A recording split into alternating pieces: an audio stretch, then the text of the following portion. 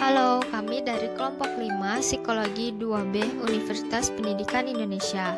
Kami akan menjelaskan teori kepribadian menurut Erich Fromm. Ini adalah anggota kelompok kami.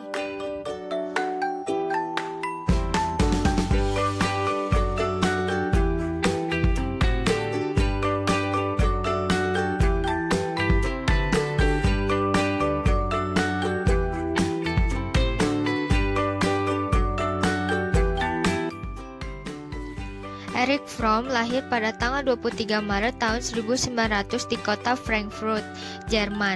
Ia wafat pada tanggal 18 Maret 1980 di usia 79 tahun di Muraito, Swiss. Erich Fromm lahir dari ayah bernama Naphtali Fromm dan ibunya Rosa Krauss. Masa kecilnya, ia mengalami kesulitan dan tidak bahagia karena orang tuanya sangat neurotik. Erich Fromm belajar psikologi di Universitas Heidelberg, Frankfurt, dan Munich. Setelah mendapatkan gelar PhD tahun 1922 di Heidelberg, ia belajar psikoanalisis di Munich dan di Berlin, di bawah pengawasan Sigmund Freud, tetapi mulai berbeda pemikirannya di sejumlah teori utamanya. Ia pun pernah mengajar di sejumlah universitas dan institut di Amerika Serikat dan di Meksiko.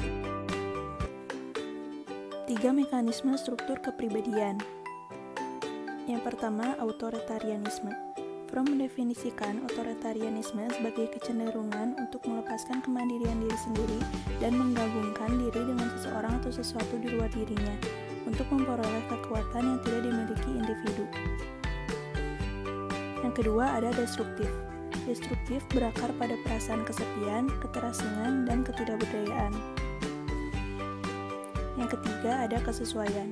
Orang yang menyesuaikan diri mencoba melarikan diri dari rasa kesendirian dan keterasingan dengan melepaskan individualitas mereka dan menjadi apapun yang diinginkan orang lain. Lalu selanjutnya ada teori sosial karakter. Dalam teori Fromm, kepribadian tercermin dalam orientasi karakter seseorang, yaitu cara seseorang yang relatif permanen dalam berhubungan dengan orang dan benda. Ada 2 orientasi. Yang pertama, orientasi non-produktif. Orang dapat memperoleh sesuatu melalui salah satu dari 4 orientasi non-produktif. Yang pertama adalah reseptif. Karakter reseptif merasa bahwa sumber dari semua kebaikan terletak di luar diri mereka sendiri dan bahwa satu-satunya cara mereka dapat berhubungan dengan dunia adalah dengan menerima hal-hal termasuk cinta, pengetahuan, dan harta benda. Mereka lebih mementingkan menerima daripada dengan memberi dan mereka ingin orang lain menghujani mereka dengan cinta, ide, dan hadiah.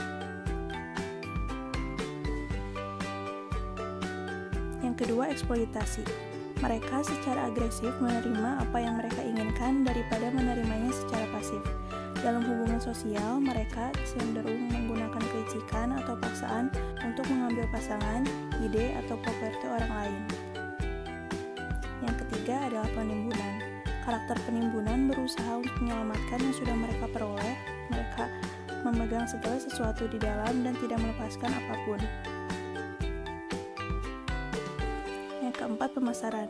Ciri-ciri negatif yaitu oportunisme, inkonsistensi, dan pemborosan. Sedangkan kualitas positif mereka termasuk kemampuan berubah, keterbukaan, kemampuan beradaptasi, dan kemurahan hati.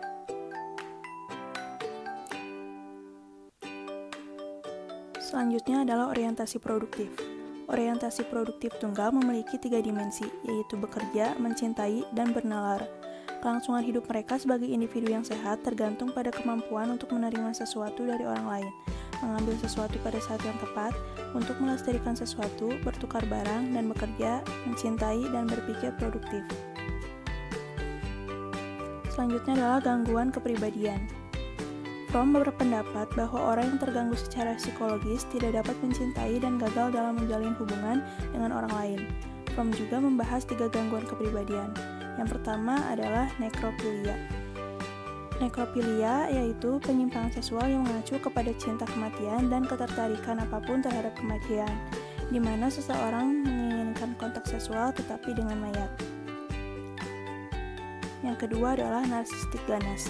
Individu narsistik sibuk dengan diri mereka sendiri, tetapi kekhawatiran ini adalah tidak terbatas pada mengagumi diri mereka mereka sendiri di cermin, keasikan dengan tubuh sendiri, sering menyebabkan hipokondriasis atau perhatian obsesif terhadap kesehatan seseorang.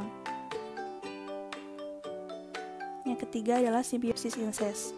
Simbiosis incest merupakan bentuk yang dilebih-lebihkan fixasi ibu yang lebih umum dan lebih jinak. Gambaran umum teori psikoanalisis humanistik Erich Fromm berakar dari teori psikoanalisis Freudian dan dipengaruhi oleh Karl Marx, Karen Haney, dan ahli teori berorientasi sosial lainnya. Fromm mengembangkan teori kepribadian yang menekankan pengaruh faktor sosiobiologis, sejarah, ekonomi, dan struktur kelas. Psikoanalisis humanitis berasumsi bahwa terpisahnya manusia dengan dunia alam menghasilkan perasaan kesendirian dan isolasi, kondisi yang disebut sebagai kecemasan dasar atau basic anxiety. The Existential Dilemma. Fromm 1947 percaya bahwa manusia telah terpisah dari kesatuan prasejarah mereka dengan alam. Mereka tidak memiliki naluri yang kuat untuk beradaptasi dengan dunia yang berubah, tetapi sebagai gantinya, mereka memperoleh fasilitas untuk bernalar. Keadaan inilah yang disebut sebagai dilema manusia oleh Erich Fromm. Kemampuan bernalar manusia adalah anugerah dan juga kutukan. Di satu sisi, kemampuan ini membiarkan manusia bertahan. Namun di sisi lain, hal ini memaksa manusia berusaha untuk menyelesaikan dikotomi dasar yang tidak ada jalan keluarnya. Fromm menyebut hal tersebut sebagai dikotomi eksistensial, karena hal ini berakar dari keberadaan atau eksistensi manusia. Ada 3 jenis dikotomi. Yang pertama antara hidup dan mati.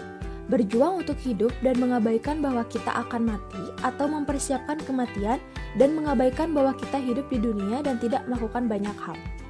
Yang kedua, antara kesempurnaan dan ketidaksempurnaan. Manusia pada dasarnya sadar bahwa dirinya tidak akan sempurna, tetapi anehnya, mereka tetap melakukan perkembangan dan ingin selalu mendekati ke arah sempurna. Yang ketiga, antara kesendirian dan kebersamaan.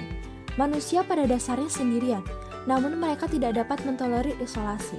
Mereka sadar akan diri mereka sendiri sebagai individu yang terpisah, dan pada saat yang sama, mereka percaya bahwa kebahagiaan mereka tergantung pada kebersamaan dengan sesama manusia. Kebutuhan manusia menurut Erich Fromm. Yang pertama, keterhubungan. Keterhubungan adalah dorongan untuk bersatu dengan satu orang atau lebih. Fromm menyatakan 3 cara dasar bagi manusia untuk terhubung dengan dunia, yaitu kepasrahan, kekuasaan, dan cinta. Yang kedua, keunggulan. Keunggulan atau transcendence didefinisikan sebagai dorongan untuk melampaui keberadaan yang pasif dan kebetulan menuju alam penuh makna dan kebebasan. Keunggulan dapat dicari melalui pendekatan positif dan negatif. Pendekatan positif dilakukan dengan cara menciptakan, sedangkan pendekatan negatif manusia dapat melakukan dengan penghancuran. Yang ketiga, keberakaran. Keberakaran maksudnya adalah kebutuhan untuk berakar atau merasa berpulang kembali di dunia. Dengan kata lain, manusia butuh pegangan dalam hidupnya, apakah itu orang lain atau dirinya sendiri. Yang keempat, rasa identitas. Rasa identitas maksudnya adalah kemampuan untuk menyadari diri sendiri sebagai wujud terpisah. Ada 2 cara untuk mencapai kepekaan dan identitas. Pertama, penyesuaian dengan kelompok. Kedua, dengan cara individualitas. Yang kelima, kerangka orientasi. Kerangka orientasi adalah kerangka arah yang digunakan manusia untuk mencari jalannya di dunia, sehingga manusia bisa menemukan dan mencapai tujuannya.